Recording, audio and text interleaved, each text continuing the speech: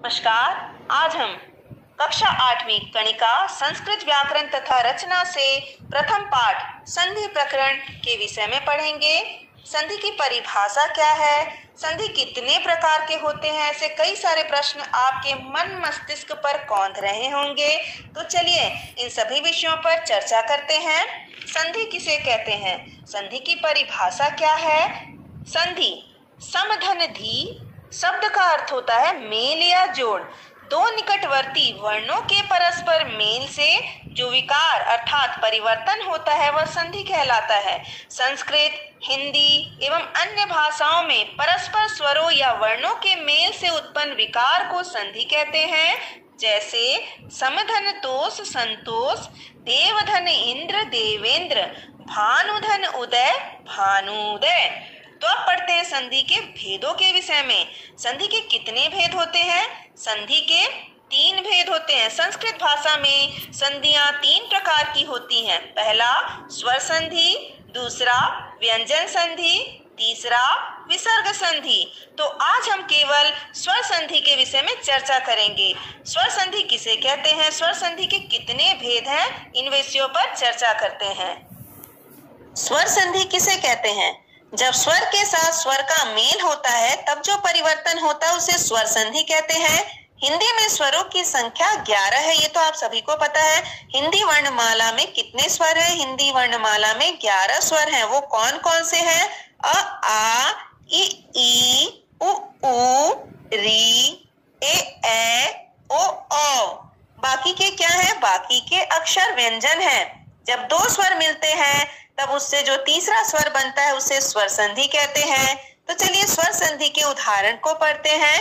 विद्याधन आलय विद्यालय, देखिए यहाँ पर आ मिलकर आ बना है, आ स्वर है।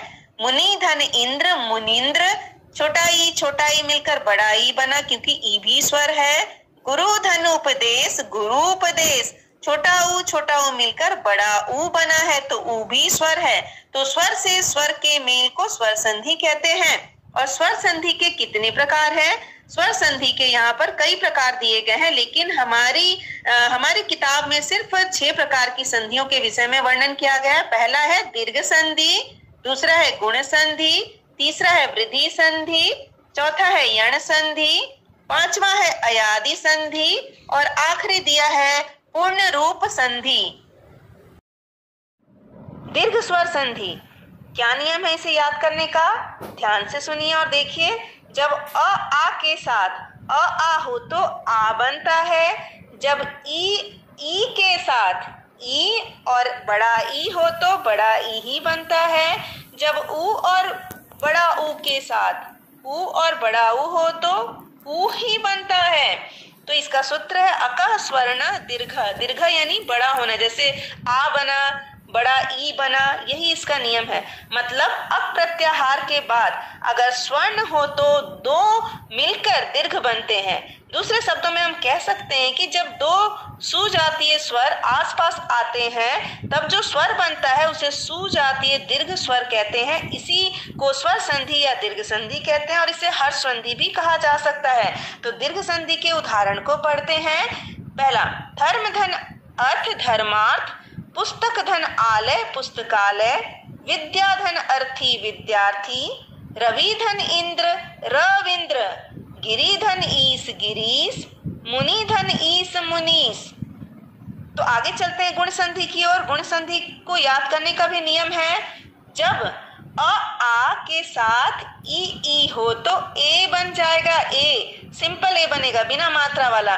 जब आ के साथ ऊ हो तो ओ बन जाएगा। जब आ के साथ री हो तो अर बन जाएगा, उसे गुण संधि कहते हैं। गुण संधि के उदाहरण आइए देखते हैं। नर धन इंद्र नरेंद्र, सुर धन इंद्र सुरेंद्र, ज्ञान धन उपदेश ज्ञानोपदेश, भारत धन इंदु भारतेंदु, देवधन ऋषि देवर्षि। तो आगे चलते हैं वृद्धि संधि की ओर।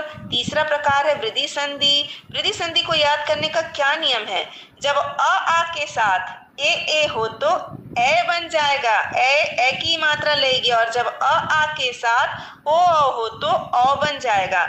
यदि हम सरल ढंग से इसे याद करना चाहे तो ए और औ। बस हमें दो रूल को याद करना, ए और औ बनाना है। तो इसके उदाहरण को पढ़ते हैं। पहला, मत धन एकता मतैकता, एक धन एक एकैक, धन धन ऐषणा धनैषणा, सदा धन एव सदैव, महाधन ओज महोज। तो ध्यान से देखिए, वृद्धि संधि में या तो ए की मात्रा लगी है या औ की। अब चौथा हम पढ़ते हैं यण संधि। यण संधि क्या होता है, इसको याद करने का नियम क्या है? तो इसको याद करने का नियम इस प्रकार है, जब ई और ई यानी छोटा ई बड़ा ई के साथ अन्य कोई स्वर हो तो य बन जाता है। जब उ और उ के साथ कोई अन्य स्वर हो तो व बन जाता है। जब री के साथ कोई अन्य स्वर हो तो र बन जाता है। यण संधि के 3 प्रकार के संधि युक्त पद होते हैं। बहुत इंपॉर्टेंट है, इसे ध्यान से आप देखिए और सुनिए। पहला, य से पूर्व आधा व्यंजन होना चाहिए। दूसरा, व से पूर्ण आधा व्यंजन होना चाहिए। तीसरा, शब्द में त्र होना चाहिए। यण स्वर संधि में एक शर्त भी दी गई है कि य और त्र में स्वर होना चाहिए और उसी से बने हुए शब्द शुद्ध व सार्थक स्वर को धन के बाद लिखें, उसे यण संधि कहते हैं। जैसे उदाहरण हम देखते हैं, यण संधि के उदाहरण। पहला, इति धन आदि इत्यादि। दूसरा, अनुधन ए अन्वय। तीसरा, सुधन आगत स्वागत। चौथा, अभिधन आगत अभ्यागत। तो चलिए हम अयादि संधि को याद करने के नियमों को पढ़ते हैं। ए और ओ से परे किसी भी स्वर के होने पर क्रमशः अए आए अव और आव हो जाता है, इसे अयादि संधि कहते हैं। उदाहरण जैसे पोधन अन पवन। अयादि संधि के कुछ और उदाहरणों को पढ़ते हैं। ए धन अच बराबर अए अच हो जाता है, ए ऐ में बदल जाता है। पहला नियम है ए ऐ में बदल जाता है। जैसे ने नए में बदला, कवे कव में बदला, हरे हरे में बदला। तो आगे हम देखते हैं, ने धन अनम नयनम, कवे धन ए कवे, हरे धन ए हरे, शे धन अनम शयनम, हरे धन एहि हर एहि, चे धन अनम चयनम। उसी प्रकार दूसरा नियम ओ धन अच, ओ किस में बदल जाता है? अव में बदलेगा। ओ धन अच बराबर अवधन अच। जैसे पो धन अनः पवनः, भो धन अनम भवनम, विष्णु धन इह विष्णुवीह। उसी तरह तीसरा नियम है ए आय में बदल जाता है। ए धन अच बराबर आय धन अच। जैसे गए गाय में बदल गया, नए नाय में बदल गया, सय साय में बदल गया। तो यहाँ पर देखते हैं, गए धन अकः गायकः, नए धन अकः नायकः, सय धन अकः सायकः, गए धन अंति गायन्ति। इसी प्रकार हमारा अगला नियम है औ धन अच बराबर आव धन अच। औ इसमें आव में परिवर्तित हो जाता है। जैसे भौ धन उकः भावुकः, पौधन अकः पावकः, असौधन अयम असावयम, अग्नौधन इह अग्नाविह, भौधन अयति भावयति, इंदौधन उदते इंदावुदते। अब इसके बाद आता है हमारा पूर्ण रूप संधि, जो छठवां संधि है। यदि पूर्ण पद के अंत में ए या ओ हो और उसके आगे अ हो तो अ का पूर्ण रूप हो जाता है, अर्थात अ का ए अथवा ओ जैसा रूप हो जाता है। जैसे ए धन अ ए, ते धन अपि तेपि, के धन अपि केपि, कीटो धन अपि कीटोपि।